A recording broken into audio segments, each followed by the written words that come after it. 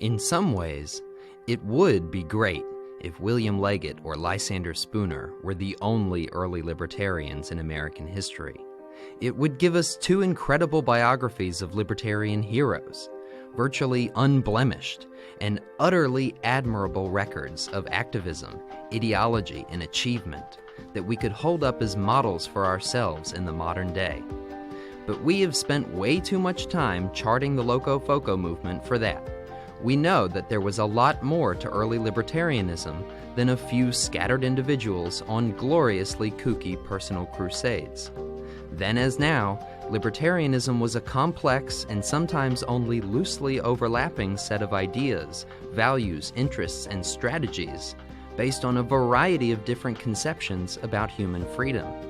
Today, I would say our dominant narratives of the Civil War either conflate our own ideas about small government with the Confederate cause, or they avoid the idea that libertarians were involved in the conflict altogether.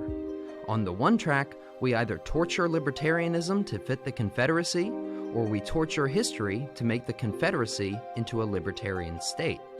On the other track, we take to the bunker with Lysander Spooner and act like there was only one libertarian alive at the time, and he hated both sides of the war. The much fuller, more vibrant, more wonderful, and more terrible truth is that to early libertarian supporters, the Civil War was a great libertarian moment, perhaps the most libertarian moment in American history. Welcome to Liberty Chronicles, a project of libertarianism.org. I'm Anthony Comegna.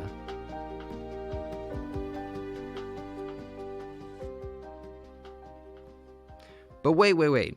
How could the American Civil War, in which almost 1 million people died, many more were wounded, countless meaningful human relationships were snuffed out bullet by bullet, and in which countless amounts of wealth was poured out for works of death and destruction, how the hell could this possibly have been a libertarian moment? Sure, the emancipation of slaves is the obvious and most undeniable advance for human liberty in this darkest of hours, but is even that enough of a silver lining to make up for the costs of war? There's no way to calculate the value of a former slave's new freedom, but all that freedom could have easily been purchased with a fraction of the money spent on war. That was the British model, after all, and it worked well enough for them. Besides, you might add, we all know the Emancipation Proclamation did not actually free the slaves, and neither really did the 13th Amendment. Well, let me tell you, these are perfectly valid questions, comments, and observations, but here's my worry. We have a tendency to treat the past as some sort of ideal world where historical actors played out their ideal scenarios under ideal conditions. We grant Lincoln the superhuman powers of creating the war all by himself and being responsible for everything done in the Union's name. We go to some wild efforts to place historical agency in the hands of particular people or groups to avoid blaming the historical actors with whom we identify personally. There was a time when historians found it quite convenient to present the Confederacy as an exercise in Jeffersonian liberalism.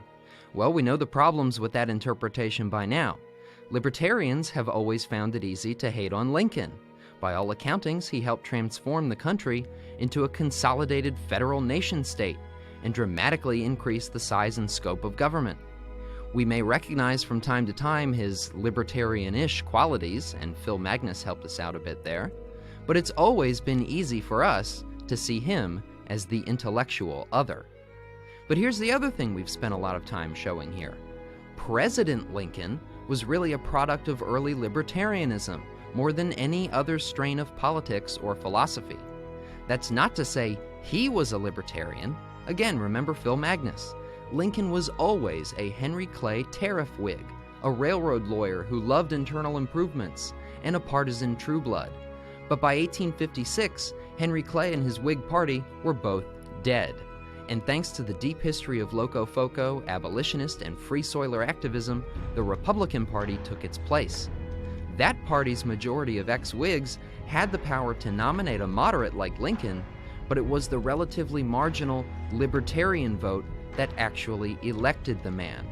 Really just like what happened with Polk in 1844, Remember, that's when literally about 5,000 New Yorkers tipped the scales away from Henry Clay. So here's the point then. In both 1844 and 1860, libertarian votes made the difference, and in neither case was the candidate an actual libertarian. But that's how politics almost always goes for us. He wasn't really their candidate, but he was the focal point for power in pursuit of their own cause. It can make for great policy triumphs and equally great disasters. Most of the time, we'd rather ignore the good in order to also ignore the bad. We purge the image of Lincoln, the libertarian great emancipator, so we don't have to also get wrapped up in praise for Lincoln the censor, or Lincoln the shredder of Magna Carta. It's worth taking some time to consider the Civil War from your average early libertarian activist's point of view. How would you feel if you had spent 30 or 40 years fighting a grand war on monopoly? You had one long string of false starts, failures, and Pyrrhic victories, and then finally you've managed to build a political party with a broadly anti-monopolist consensus that targeted the very worst offenders first. You'd seen those worst of all monopolists, the South's great planters, buy out the major parties and twist them to suit private purposes. You've seen them use the nation's army to conquer a continent for slavery's expansion. You'd seen them dramatically expand national police powers and turn northern citizens into subject slave catchers. You'd seen every branch of government convert itself into the wholly owned subsidiary of the planter class. You would have seen American slavery reach the peak of its power, influence, the number of people enslaved, the peak of internal slave trading, a revival of support for reopening the Atlantic slave trade, and unending, concerted efforts to guarantee slaveholders' rights, no matter what free state laws had to say about it. Well, 1860 may have just looked like liberty's very last chance. For a clearer glimpse into this worldview, let's go back to one of my favorite characters in this long story, our Dorite historian and spirit medium, Frances Whipple. You might recall from our last episode on Whipple that she delivered Colonel E.D. Baker's funeral oration as a spirit medium in San Francisco. By channeling his spirit, Whipple made Baker the first prominent California politician to advocate full emancipation. And Baker was no minor figure. He was perhaps Lincoln's best friend, and some people even tried to claim Baker baptized Lincoln while they were both practicing law and politics in Illinois. By 1867, though, the war was over. Lincoln was as dead as Baker, along with almost 1 million other Americans, and radical Reconstruction was in full effect. We'll get to all that background in time, but for now, let's turn to Whipple's 1867 long-form poem and her last major work, The Genius of American Liberty, where we will see her indisputably libertarian take on the Civil War. We pick up partly through the poem, which describes the goddess of liberty, incarnated in the form of a great eagle, what else, who has specially prepared North America for settlers to lead humanity into a freer future. The eagle goddess watches over the Puritans and other colonial generations as they struggle for individual liberty against the concentrated power of the British Empire. Ultimately, a great and ancient evil counterweight to our goddess of liberty arises in the form of a satanic serpent, slavery. Whipple uses the revolution as her opening act in the drama of liberty and power in the Atlantic world.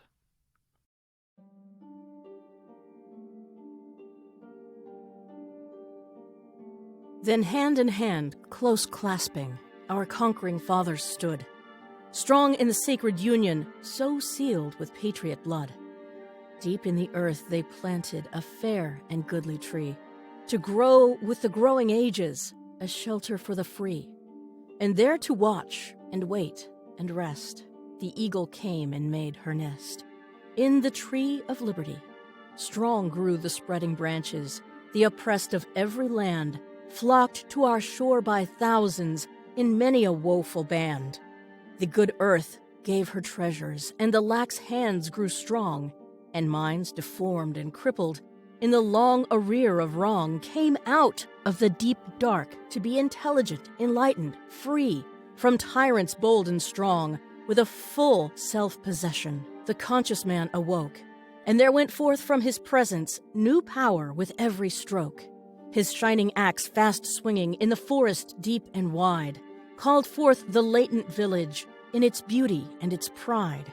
And while amid the bowering green, the schoolhouse and the church were seen, where woke life's tuneful tide, he drove his piles down deftly. In the ocean's oozy marge, and the sound of his ringing iron woke turret, tower, and barge.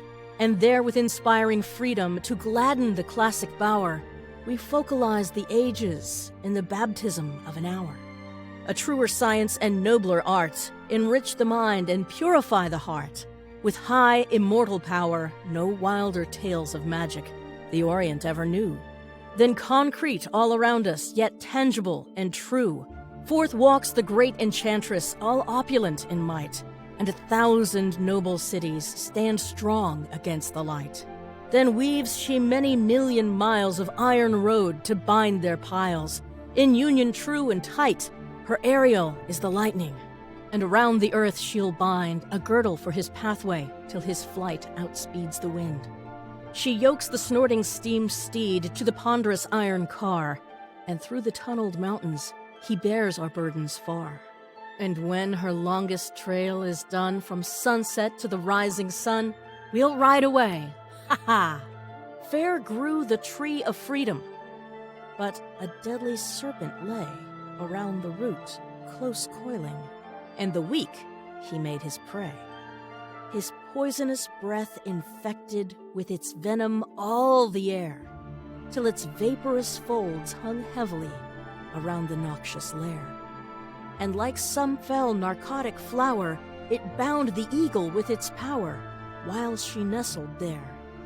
Thus side by side with freedom, an errant slave power grew, but its strength, its wrong, its danger, we never saw or knew.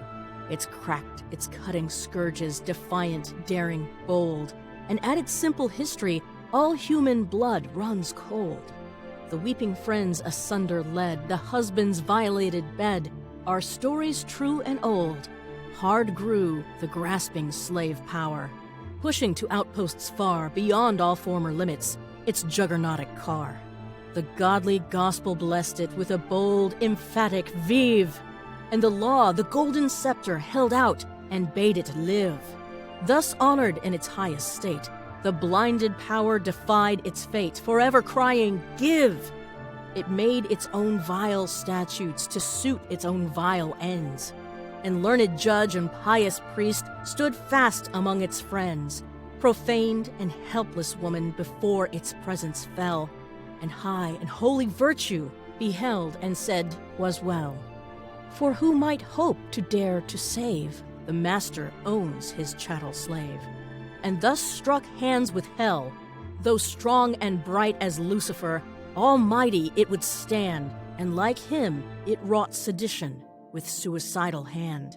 The chain with deep cording, thought dumb and dark so long, at length reached human bosoms with its magnetism strong. The mother's shriek, the virgin's prayer, the dark dethroned man's despair, found voice to speak their wrong. Whipple runs through a brief history of pro-slavery and anti-slavery, including a long train of hails for abolitionist and black heroes, from Crispus Attucks, killed in the Boston Massacre, to Frederick Douglass. In our second portion, she notes the key moment that converted William Leggett to abolitionism, the Southern burning of anti-slavery mail, and she is especially venomous toward the Fugitive Slave Act and all its Northern abettors. In time, though, the Eagle spies a humble man of destiny scratching out an honest living somewhere in the Midwest. He made for the perfect chieftain in the coming battle against slavery's serpent. Armed with flint and shod with iron, forth it trampled in its pride, spreading death and desolation through our borders far and wide. Doing deeds whose bare rehearsal seems the savagest of tales. Still more bold and overbearing, it attacked and robbed our mails. All faith and public honor spurning, behold our private letters burning, lit by infernal gales, with their cotton and their sugar, for a mote in either eye. No wonder an unwelcome truth should sometimes show awry, that engrossing color, which we have known as white, should looking from between them make wrong seem fair as right. Its high prerogative a deadly ban, poor human beings to unsex, unman, and plunge in endless night, the patronizing slave power, fondled a currish law, and the animal, obedient, made haste and gave its paw. It turned us all to bloodhounds, and led us in its chains to hunt the flying fugitive over our own free plains. And all the powers of church and state made its decrees as fixed as fate, and licked its bloody chains. The land of our pilgrim fathers became one vast slave pen, and the hills of our free New England a hunting ground for men. For we were bought with money, though our chain we could not see, and we caught the slave, no only, but we trafficked in the free. Yes, we were a guerrilla band, when from the slaver's bloody hand we took the bloody fee. The famished and the footsore our mercy sought in vain, till mothers slew their children to save them from the chain. Through old time-honored King Street we dragged the preacher Burns, yes, o'er the very pavement which the blood of Attucks earns. Not unto death, for that were kind, but the deep dark of heart and mind, where no sweet day-star burns. With more than Spartan courage came forth John Brown the brave, and the first blow struck for freedom, the freedom of the slave.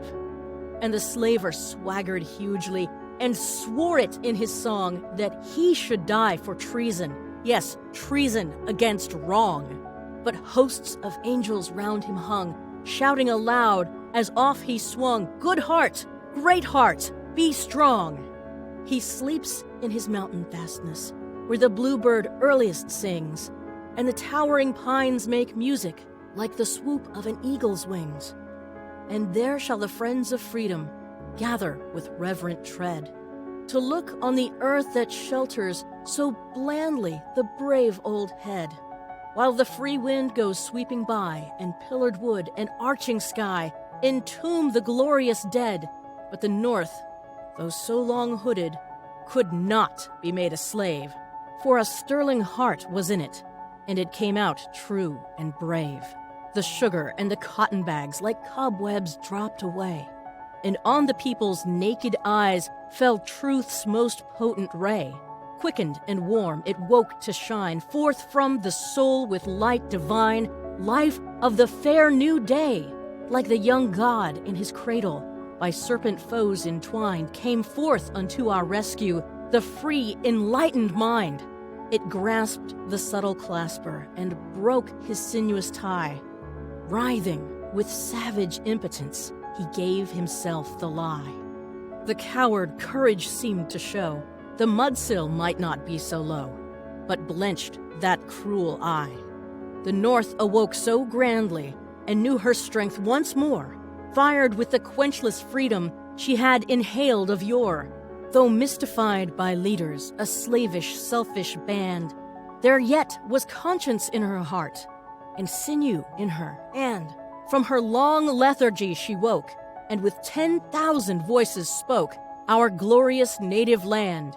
And the man for this great conflict was living, and he stood beside his father's cabin in the opening of a wood. So small the corn-clad clearing, it seemed all hid away, like an island mid the ocean of deep green that round it lay. The eagle came and watched the boy with a far-seeing, prescient joy, as he went forth day by day. To wider paths she led him, and higher lessons taught, and she opened for him volumes of deep unwritten thought. The stars looked down and blessed him as he boated by the shore, while the solemn cypress shadows fell round, ad-stretched before. With muscle strong and spirit free, thus grew the man of destiny, as men grew up of yore. He came forth for an era that made the ages wait, and he was duly chosen, for his victory was fate. Before him was a purpose unto his heart most dear. 'Tween Scylla and Charybdis, the ship of state to steer. He never seemed to heed or know the praise or blame of friend or foe, but kept his canvas clear, the nation's old, king-ridden, as they watched the clouded star that crowned our boasted freedom, laughed bitterly, aha, and they told the slaves around them, whene'er our flag unfurled, that ours, like all republics, into ruin should be hurled. And as they answered from afar, their hissing sneer, the bold aha, went ringing round the world. Sneer on, ye owl-eyed prophets, nor seek as yet to know the deep and deadly ruin that quickens now below. All rule, all power engrossing, however high or strong, that fixes its foundations on the rotten base of wrong. Round right's eternal center stand the nation's true, a deathless band, as peopled ages throng. Out from the blossoming forest, when the opening year was young, came forth our glorious eagle, and high in the air she hung. Her keen eye piercing southward and her talons striking strong into our lifting banner that woke the wondering throng. Ho, dastards, tarry not nor lag, give to the winds our brave old flag that hath lain idle long. She once again spends a great deal of time cataloging Civil War heroes, but none stand higher than the martyred Lincoln. Yes, it is hard for us to hold him in equal esteem. To us, he's the excuse we're always given for national emergency powers and all sorts of terrible precedents to erode civil liberties. But just take a few minutes here to bask in Whipple's point of view, her lush appreciation for Lincoln, having finally delivered on decades of activism in her own life.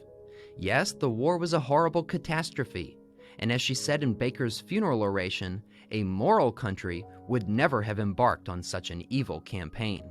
But Southerners coveted their slaves, and Northerners coveted their votes and profits from the cotton trade, so on it all went for far too long. The battle between might and right, to borrow the title of her History of the Door War, could not be put off any longer.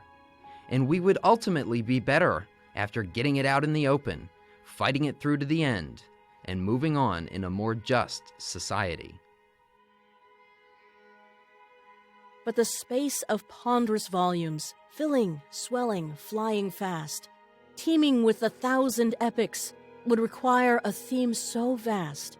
Every man becomes a hero, when for liberty he draws, and our foes had skill and courage, worthy of a better cause.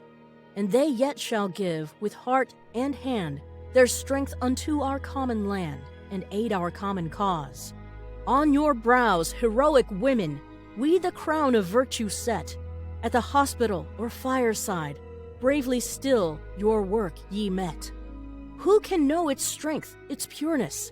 Who can measure all its power, save the suffering ye have cherished in the agonizing hour?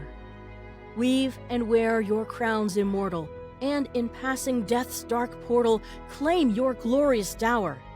Shall our hard-handed freedom, with its all-grasping toil, drive from beyond our borders the princes of the soil? Room for the hapless Indian to flourish by our side, and reach the grand proportions his fate has yet denied. Cherish, unfold the forest braves, the while an equal freedom waves o'er all our country wide. Now our weeping hearts are joyful, thinking sweetly of the brave, who have poured their precious lifeblood, our bleeding land to save. Now in hosts they gather round us, say not then that they are dead, for they walk on the wider pathway, from earth to heaven outspread. And thus come forth the brave immortals, with light illuming death's dark portals around each starry head. The eagle led our armies forward as they crowded rear and van, and never more heroic hosts honored the name of man. The clash of their glittering weapons struck out new sparks of light that warmed the waking nation with a truer sense of right.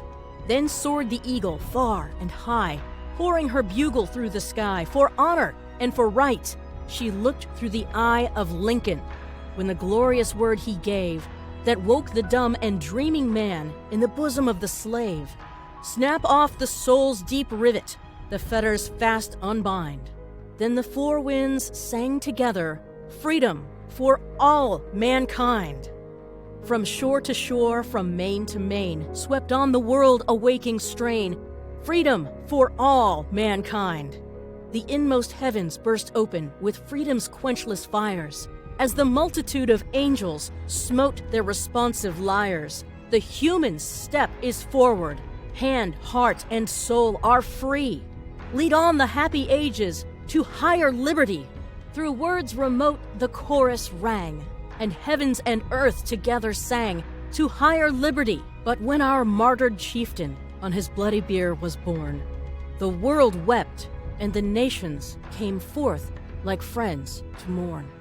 Then the stooping eagle softly, with her folding plumage, crept close to the faithful bosom, and there her vigils kept.